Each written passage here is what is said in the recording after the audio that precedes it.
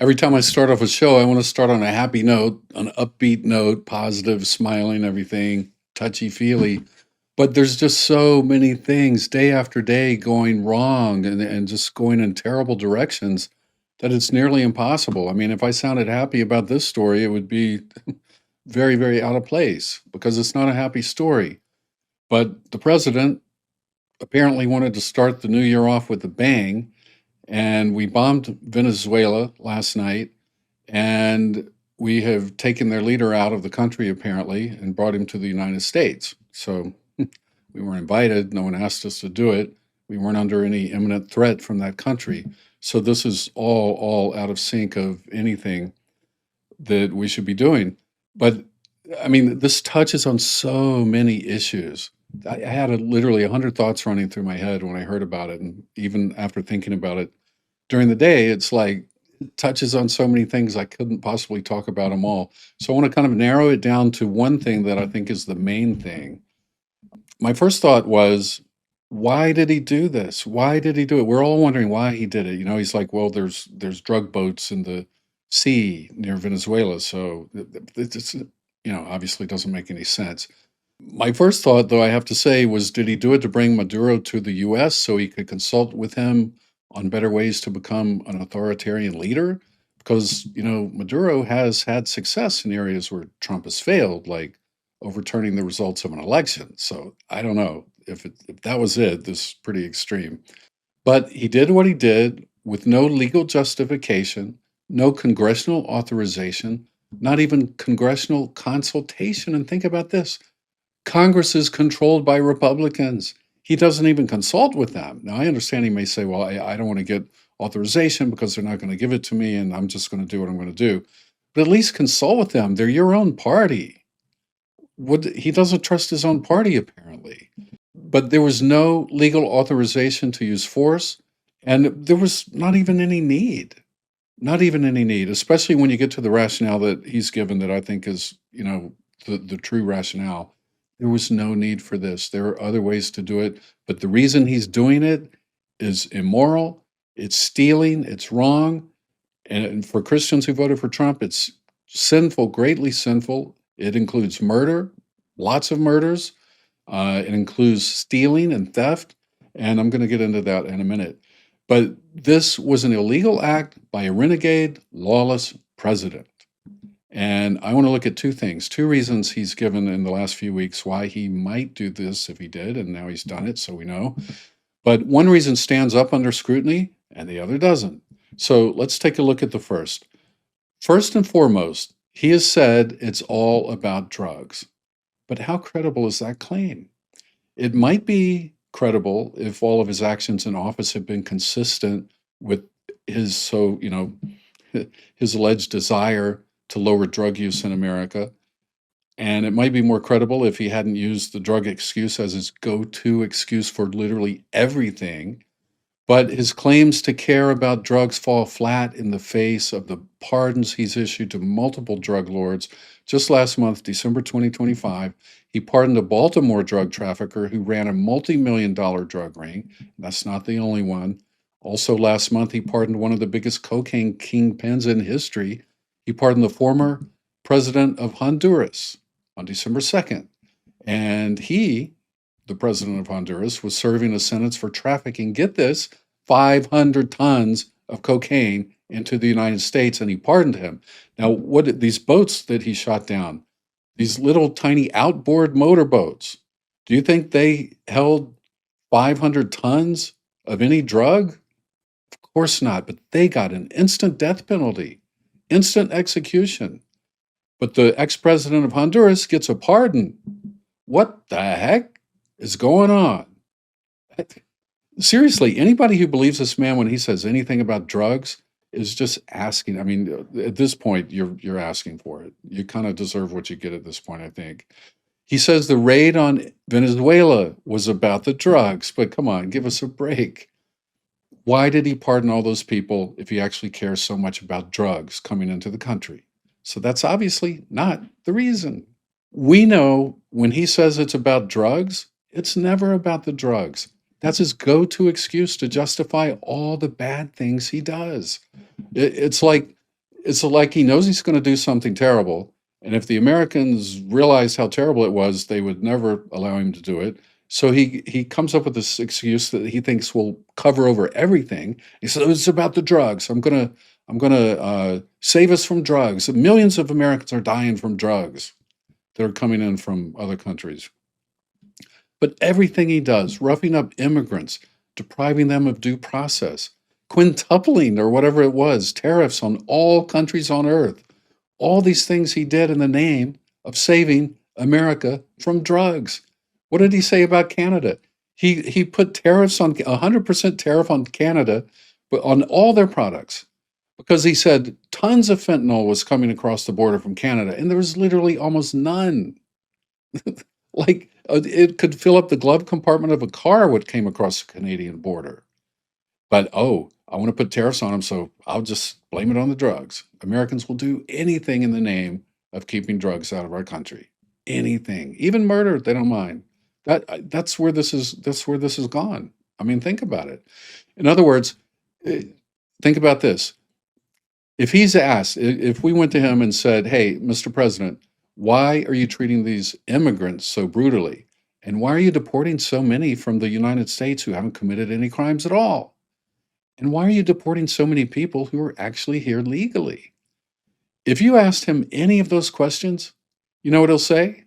He'll say it's because they were killing Americans with their drugs. It's his go to excuse, which is obviously not the real reason he invaded Venezuela. It's not the real reason he's done anything. He put tariffs on China, saying so much fentanyl was coming in from China. China, it doesn't come from China or Canada. It's an excuse for something else. He's hiding something. Think about this. He's now giving himself the authority to rule Venezuela. And that's going to go great. Look how well he's ruling his own country. But he says the US is going to control Venezuela now. All you MAGA people, most of you, wanted him to stay out of foreign military activities. You didn't want any foreign military involvement anywhere. It's a waste of money. That money could be used at home. If Joe Biden, as much as flew to Canada on a diplomatic mission, you would say, no, that's too much money spent on foreign affairs. So now this, seriously, we've knocked off the ruler of Venezuela, and now the United States is going to run Venezuela? Seriously? I mean, how is this any different than what Russia wants to do to Ukraine? It's not. Morally, it's not. Legally, it's not. It's all bad. J.D. Vance said it's all about the oil. So they've concocted this ludicrous lie that Venezuela has stolen oil from the U.S., and now they're going to get it back. Check out this tweet that he posted this morning. J.D. Vance, he says, the president offered multiple off-ramps, but was very clear throughout this process, the drug trafficking must stop. Then he adds this, and the stolen oil must be returned to the United States. See that? It's right there. It's right there, right next to the drugs statement, right next to the drugs. Stolen oil. You're going to tell me that's not what it's all about? That is what it's all about. First of all, I don't know if you know, but they're claiming Venezuela has stolen oil from the U.S. And it was like, what are they talking about? When did Venezuela ever steal oil? So just like they do with everything else, you know, the election of 2020, they lost it, so they twisted into this cockamamie story where it was stolen from them. It's the exact same thing here.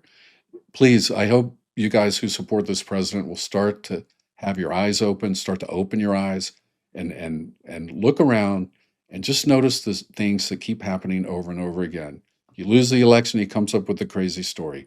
Now he wants to invade Venezuela, and he comes up with the crazy story that they stole our oil.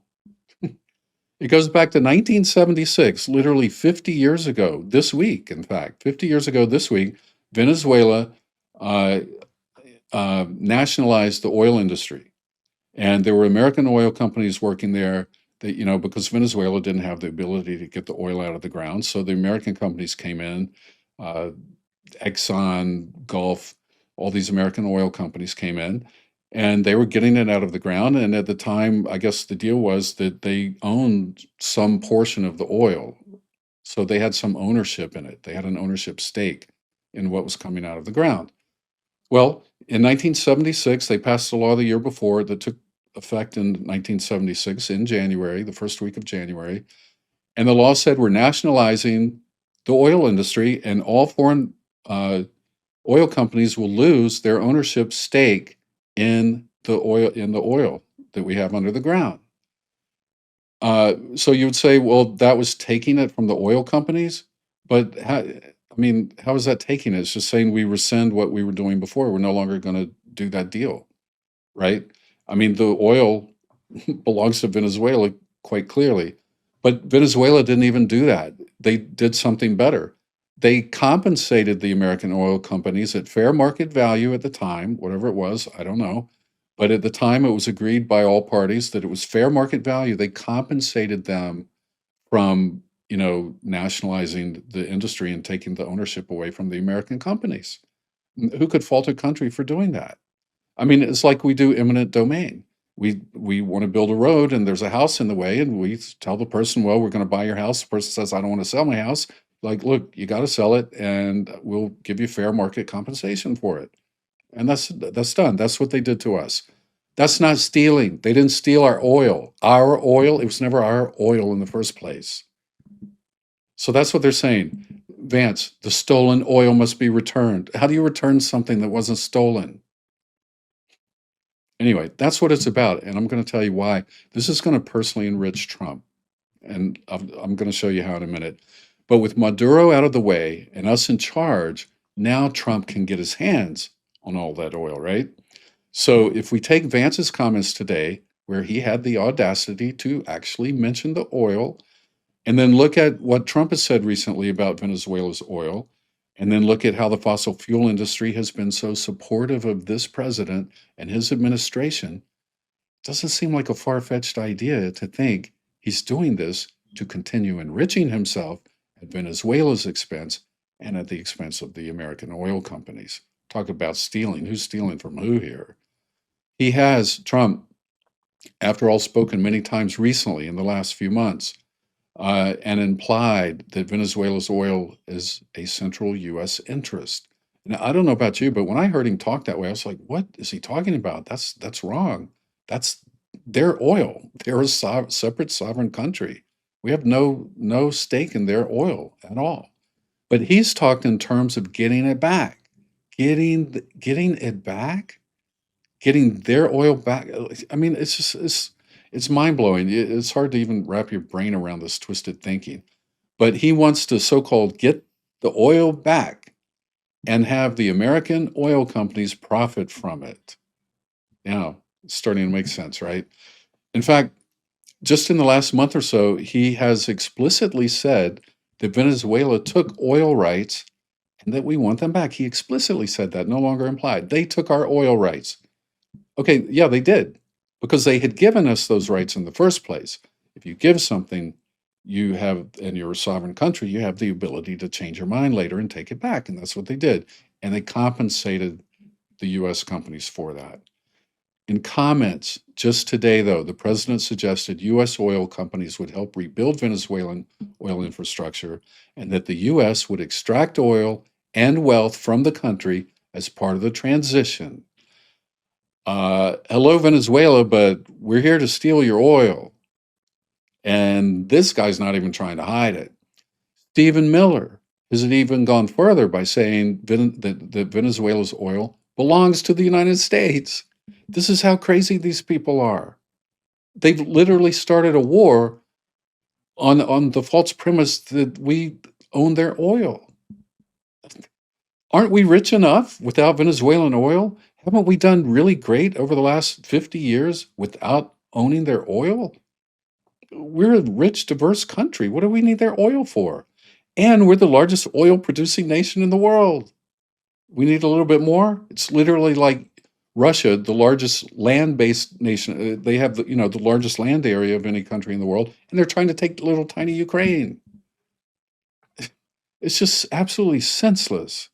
and immoral. And it's horrible. It's horrible what they're doing. So, anyway, you have all this, and then he says, no, no, it's about the drugs. But really? So, why all the beating around the bush? It's obviously not about the drugs. It is, in fact, quite obviously about the oil. Now, Susie Wiles came out in this Vanity Fair interview and said his end goal, this was a month or so ago, his end goal was to change the regime in Venezuela. But she didn't ever explain why. But they said her interview was twisted and taken out of context. Well, now, guess what? We know it wasn't taken out of context. She said he wanted regime change, and that's exactly what he's gotten now. But now, I think the answer is becoming more clear as to why. Why did he want regime change? Because he wants to get his grubby little hands on that oil. And when I say it's about the oil, it's not just about the United States somehow enriching itself by having access to this oil. This is about Trump himself personally getting his fair share of the loot. But and I want to say this real quick. If you're a Christian supporter of the president, you got to see this as stealing. And because that's what it is. They don't owe us any of their oil, not at all. And therefore, it's not only illegal, but if it's stealing, it's also a sin. And many of you say God anointed Trump to serve America. But do you really think God anointed Trump to sin for America? Does God normally anoint people to sin? No, he doesn't. He doesn't. He abhors sin, and he abhors stealing, and he abhors lying. All things our man is an expert at. So think about that, please. All right. All right. Okay. Back to the main question. Is Trump doing this for his friends in the oil business? Let's look at some facts real quick.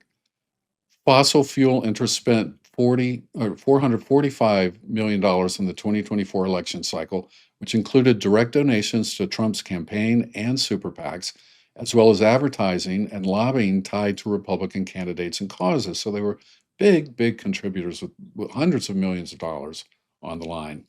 Of that total, about 96 million was direct contributions to Trump's campaign and his super PACs.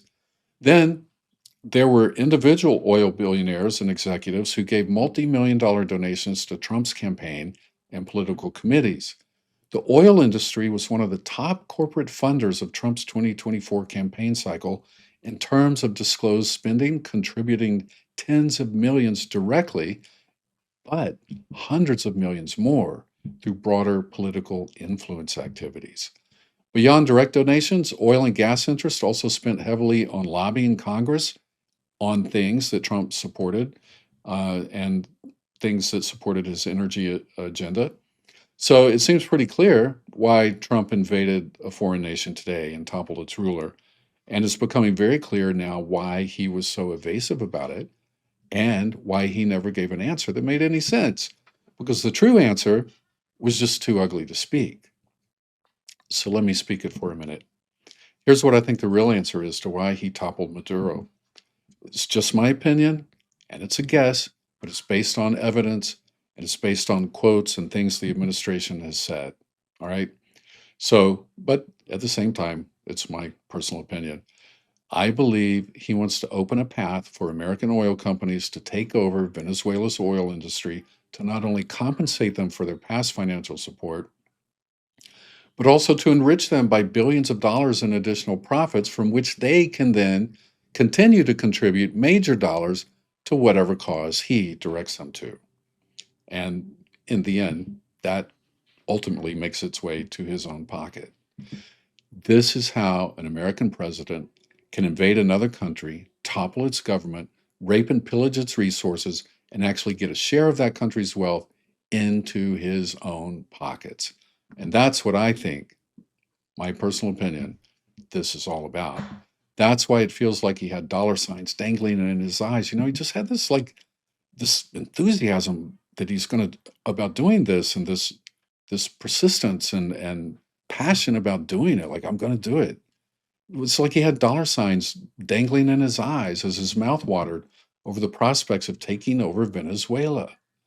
And no, like, what does Venezuela have to offer anybody? Well, he figured it out. I will get my donors more money, and with that additional money, they will donate more money back to me to whatever I want him to donate to. That's why he could never explain a decent rationale for doing it. And that's why he had to gaslight us and make us believe it was because of the drugs. But whether you agree or disagree, the one thing this rationale has over his rationale is this one actually makes sense. And his didn't make a lick of sense. All right. Anyway, this is all, I mean, there's no way, if you looked at this and had no idea why it happened, there's no way you could come up with a good reason. You would already know it's bad. But when you realize how much the fossil fuel industry has contributed to him and how he's going to enrich them, and then that will help them contribute more to him, it just becomes all the more pernicious. But it's perfectly in keeping with what we know his character is. And it makes sense. It makes sense. Whereas his rationale makes no sense at all. All right. Well, Happy New Year. That's a great way to get us started off, right? Get start off on the wrong foot, I would say.